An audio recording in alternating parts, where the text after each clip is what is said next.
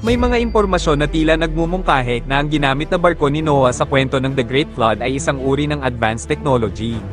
Sa mga hindi nakakaalam, ang malaking bahagi ng Book of Genesis ay nagmula sa mga Sumerian clay tablets. At ang kwento ni Noah na mababasa sa Biblia ay nagmula sa clay tablet na kung tawagin ay Epic of Gilgamesh. Maraming mga scientist ang naniniwala na ang barko na ginamit ni Noah ay isang uri ng teknolohiya na kung tawagin ay DNA bank.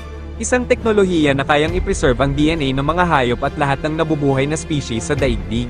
At ang DNA bank na ito ay ginagamit na rin ng mga scientist sa modernong panahon. At kung iisipin mong mabuti ay napaka-imposible na mailigtas ni Noah ang mga hayop at mga halaman gamit lamang ang isang barko na gawa sa kahoy. At napaka-imposible na mautusan ni Noah ang mga hayop na sumakay sa kanyang barko. Ang barkong ito na gawa sa kahoy ay isa lamang metaphor ng isang teknolohiya na kung tawagin ay DNA bank.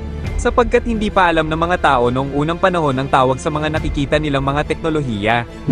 At sa mga hindi nakakaalam, mababasa rin sa Book of Enoch na si Noah ay tinuruan ng anghel na si Uriel ng mataas na kaalaman, upang makagawa ito ng isang bagay na magliligtas sa kanyang pamilya at iba pang mga nilalang sa daigdig. At ayon din sa mga Sumerian tablets, si Noah ay ginabayan ng kanyang ama na si Enki na isang Anunnaki, upang ito ay makagawa ng isang higanteng barkong pangkalawakan na magliligtas sa kanyang pamilya at sa iba pang mga nilalang sa daigdig sa paparating na delubyo.